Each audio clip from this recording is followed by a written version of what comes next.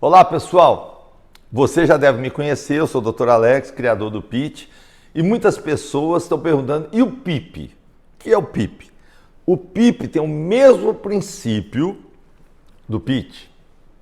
Preenchedor, isso é fácil, todo mundo sabe injetar preenchimento. E fica essa discussão, qual preenchimento que é melhor, reologia, densidade, concentração, muito importante. Mas eu brinco que o melhor preenchedor, o mais importante, não é o que está dentro da seringa, é o que está segurando a seringa. O posicionamento do preenchedor nos tecidos, fugindo das áreas de risco, colocando o procedimento e o produto dentro de áreas que são protegidas, que não tem estimulação de macrófago, que causa inflamação, não tem estimulação de mastócito, que causa edema e inflamação também, dor, que não tenha roxo, que não use agulha para não causar dano no plexo venoso superficial. É quase impossível colocar uma agulha debaixo da pele em qualquer lugar do corpo humano sem causar uma equimose. Então, tudo isso nós temos que ver. Então, o PIP é precisão, é segurança. Tem que saber, a pessoa tem que entender. É muito importante que você faça o procedimento de preenchimento sabendo como e porquê. Sabendo a anatomia, entendendo as características químicas do produto, entendendo por que o produto faz, o que ele faz quando ele encontra com o tecido. Ou você acha que não tem uma reação química entre o seu corpo e esse corpo estranho, que é o preenchedor? Eu não vejo aluno me perguntando, me questionando. Quando você compra um preenchedor, o seu fornecedor te fala as características técnicas desse produto? Te fala qual é a reação desse produto com os tecidos do seu corpo? Isso tudo é muito importante. Uma vez eu tenho um amigo, Piquet, que é um piloto, ele falou o seguinte: sabia que antes de dirigir um carro de Fórmula 1, você tem que entender toda a mecânica do carro de Fórmula 1? Como que monta, como que desmonta? Mas precisa? Claro que precisa. Você só faz bem o que você conhece bem. Então, é muito importante você entender esses detalhes para que você não tenha as complicações, dor, roxinho, equimose, que a gente fala que é um grande inimigo. Parece bobagem, mas é um grande inimigo da estética. Você vai fazer um preenchimento para ir num casamento e fica com o olho roxo, tirou o propósito do negócio. E é muito importante, porque basta você ver as empresas que fabricam os preenchedores e a toxina. Já notaram que quase todas têm os dois? A toxina e o preenchedor? Por quê? Porque um sem o outro o resultado é ruim.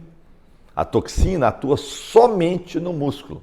Então, ela não dá volume, ela não dá contorno, ela não dá projeção. Entendeu?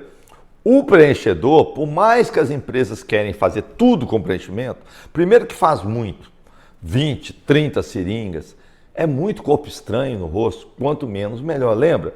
O M de MIPS não é de melhor, é de menos. Menos é mais estética.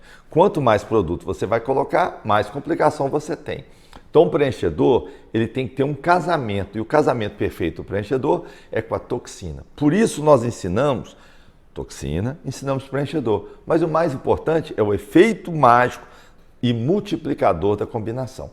Então, o programa PIP vai te orientar nisso, como escolher um preenchedor, como entender a química dele, como entender a reação química com o seu corpo e, mais importante, técnicas seguras baseadas em anatomia, porque a segurança vem em primeiro lugar. Então, é isso que você vai entender no programa PIP, saber como, por quê e quando. É engraçado que eu nem gosto da palavra preenchedor, porque na verdade ia chamar suspensório, suspensor, volumizante, volumizador, né? Porque não é muito de preencher, é mais até para suspender. Porque o primeiro sinal de envelhecimento é queda. Então, o primeiro tratamento é suspensão. Tanto é que a palavra de rejuvenescimento facial do inglês é facelift. A tradução literal, suspensão da face. Então, baseado nisso, o ser humano sempre procurou uma maneira de suspender, né? Primeiro, as suspensões externas. Os garments, os espartilhos, as cintas. Qual era o objetivo? Suspender. Veio então os preenchedores. Talvez o mais antigo dos tratamentos estéticos depois do cosmético. porque não há dúvida que o cosmético era o tratamento mais antigo. Os egípcios usavam os tratamentos de pele, né? E Galeno fez, um grande médico dos gladiadores, no século II, no ano 200 depois de Cristo, criou o creme hidratante. Então esse é o mais antigo, os tratamentos top. Mas depois vem, com certeza, os preenchedores. E qual a diferença?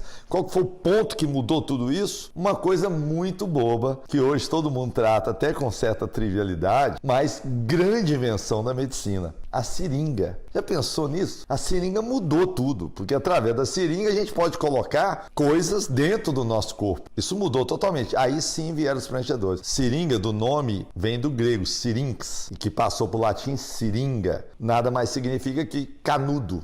Não é um canudo, a agulha? É um tubo furadinho. Então é interessante porque uma coisa é a agulha, outra coisa é a seringa. Não foi inventada pela mesma pessoa. Pascal inventou a seringa, como a gente conhece, em 1600. Aí 200 anos se passaram e vieram a agulha. Os franceses acham que foi o Charles Gabriel Pravas, mais ou menos na mesma época, 1853, por aí. E os escoceses acham que foi o Dr. Wood. Por que eu estou falando isso? Porque é justamente a seringa e a agulha que proporcionaram essa revolução na estética chamada preenchedor. Então o preenchedor é bastante antigo. Se o Botox tem 15, 20 anos, o preenchedor tem muito mais. O primeiro preenchedor foi a parafina. Acredite ou não, injetava-se parafina debaixo do corpo. Mas antes disso, as pessoas tentavam algum tipo de preenchimento. Por exemplo, era muito comum na corte do Luís XV as mulheres encherem a boca de tiras de seda para poder compensar a perda dos dentes. Era um preenchedor. Mas na verdade estava o quê? Fazendo uma elevação, uma suspensão da face. Aí vieram os preenchedores. O preenchedor, como a gente conhece, surgiu nos Estados Unidos mais ou menos nos anos 70. Então tem quase 40 anos que nós lidamos com os preenchedores. Não deu muito certo no começo, porque eram substâncias que causavam muitas complicações. Parafina, silicone. Aí evoluiu e hoje nós temos dois grandes grupos. Os grupos dos temporários e os permanentes. O permanente, o mais famoso, é o PMMA, o polimetilmetacrilato. Muito comum no Brasil, muito controvertido por problemas, mas não pela substância, mas mais pela técnica, mais pelo preenchedor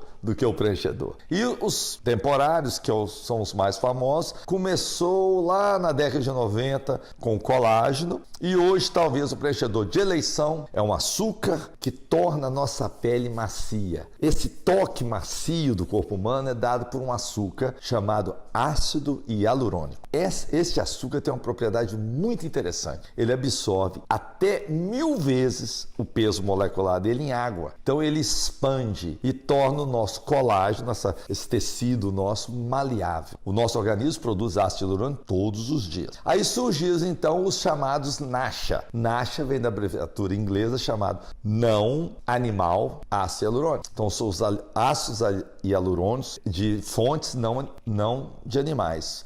No caso aqui no fonte da bactéria. Isso surgiu e o primeiro foi um chamado Restylane. O laboratório Médicis criou um produto que chama Restylane, existe até hoje, bastante utilizado, não é o mais utilizado, mas é bastante utilizado. No dia 12 de dezembro de 2003, foi aprovado nos Estados Unidos o ácido hialurônico chamado Restylane. Depois disso, praticamente todos os anos, novos produtos surgiram. O Juvederm, muito famoso, 2006, e vários outros Juvederms, todos os anos, inclusive esse ano, 2018, foi aprovado novos preenchedores. Existem mais de 14 preenchedores na fila para serem aprovados no Brasil. Então você vai ouvir muito essa questão dos preenchedores. E o que eles fazem? Os preenchedores fazem 3 coisas. E preencheu a última. Ele faz suspensão, ele eleva. Então eles têm um papel muito mais de suspensão, principalmente no terço médio da face. Segundo, eles fazem contorno. Nossa cultura valoriza muito o contorno da mandíbula, o ângulo da mandíbula, o arco zigomático, não é? A linha da Miss. Esse contorno,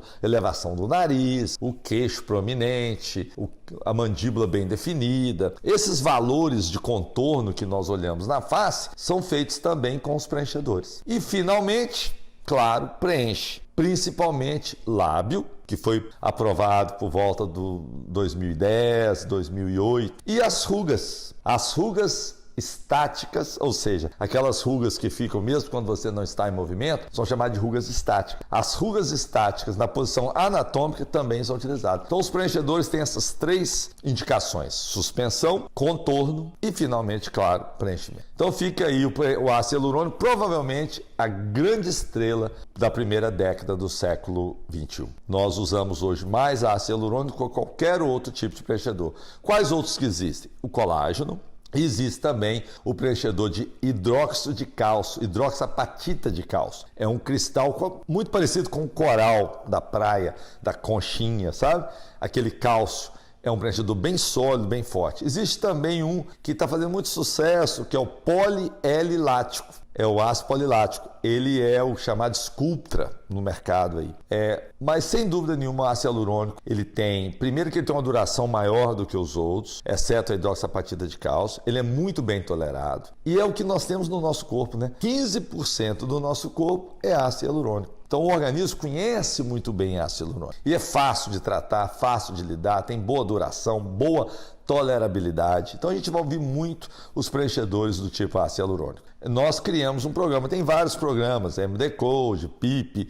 Nós criamos o PIP. São 4 PIPs. PIP significa ponto de injeção de preenchedor. Nós temos 4. O PIP 1 é o chamado PIP profundo. Onde são os profundos? O zigoma, o nariz, o mento. Depois vem o PIP médio, que o mais famoso é o do sulco nasogeniano ou bigode chinês. E alguns sulcos, né, que às vezes você tem uma cicatriz de acne, um sulco, uma vez eles descolados da pele, nós podemos preencher. Depois vem o PIP 3, que é o PIP superficial. São essas rugas estáticas e o lábio. E o PIP 4, que só no PIP tem, que é o preenchimento intramuscular. O músculo masseter, que dá o contorno da mandíbula, e o músculo temporal superficial, que dá esse aspecto viril, saudável da testa, tira esse fundo da testa. E por coincidência a gente preenche os 2 músculos, que são músculos da mastigação, porque na face nós temos músculos da mímica e 4 músculos da mastigação. Os mais importantes, o masseter, esse que move a mandíbula, e o temporal. Esses 2 a gente preenche intramuscular. Então esses são os 4 PIPs: profundo,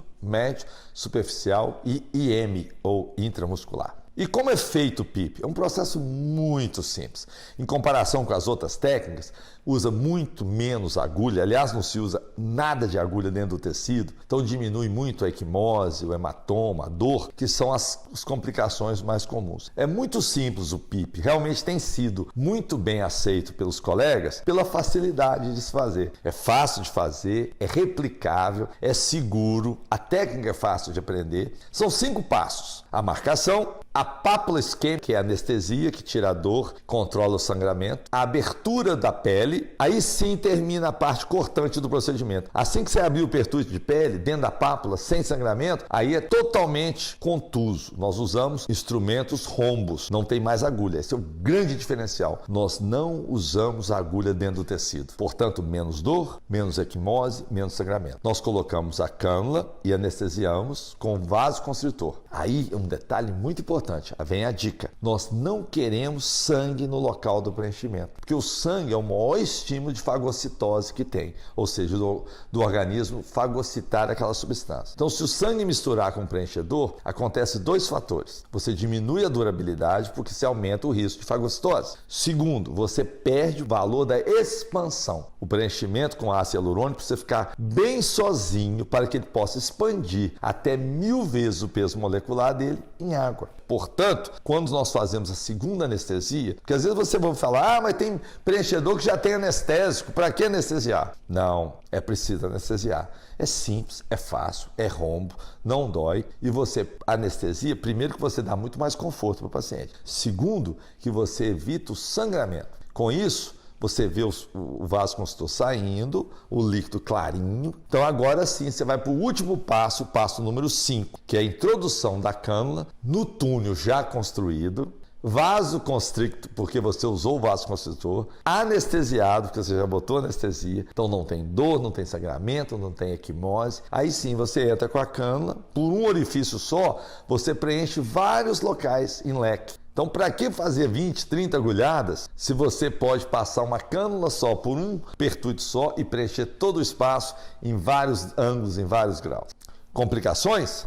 raras, porque nós dividimos em dois grupos: a prevenção das complicações e a terapêutica das complicações. A prevenção é baseada em quê? Conhecimento anatômico, diagnóstico anatômico, esse é fundamental. Depois vem uma técnica precisa com instrumentos rombos, boa anestesia e, finalmente, uma boa documentação fotográfica e uma boa documentação escrita, consentimento da paciente escrito, toda a documentação, porque uma das complicações é insatisfação da paciente. Então é importante que você documente o procedimento, tenha bastante certeza. Eu faço um vídeo com a paciente, sabia? Faço um pequeno vídeo. Hoje, com a era do celular, eu tenho um celular no consultório que eu chamo de Tylenol. Por quê? É onde está toda a minha documentação. É um celular só usado para o consultório. Recomendo vocês terem isso. Com isso, você faz a foto antes e depois e faz um videozinho da paciente. E pergunta para a paciente: Dona Maria, o que a senhora gostaria de fazer? O que você espera do resultado? Ah, eu espero isso.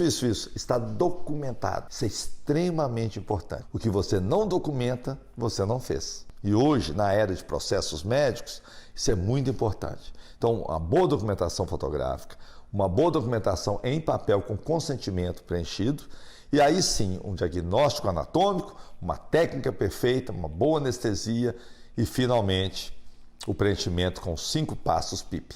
Geralmente, nós associamos, fazemos combinações. As combinações têm efeitos maiores do que os elementos isolados. Então, quando você combina toxina com preenchedor, por exemplo, que é o PIT com PIP, você melhora o resultado, diminui as complicações e diminui o custo para o paciente. Uma possibilidade de combinar procedimentos para um melhor resultado, com mais satisfação da paciente e mais conforto para o paciente. Várias vezes, ou quase sempre, usamos sempre o PIT com PIP, porque o PIT permite o quê? Uma melhora da suspensão. Quer entender melhor? Deixa eu te explicar. Lembra que nós falamos na anatomia que o terço superior tem que ser grande. O paciente tem que ter a testa grande. A criança tem uma testa grande, é jovem. As pessoas bonitas têm uma testa lisa, bonita, grande. O terço médio tem que ser projetado. E o terço inferior tem que ser bem definido. Essa é a proporção para a beleza. Como que a gente faz?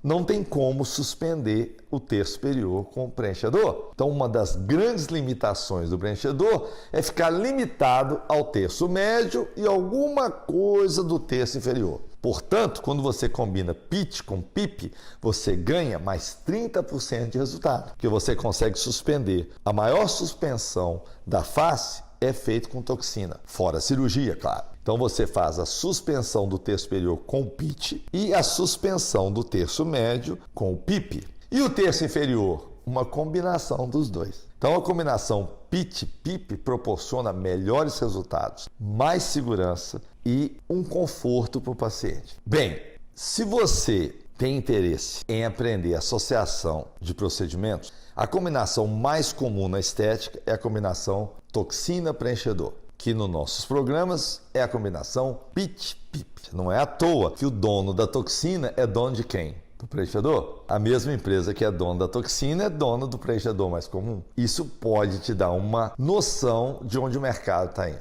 É o caminho. O futuro está nas combinações. E qual a combinação mais usada hoje? PIT-PIP, ou seja, toxina e preenchedor.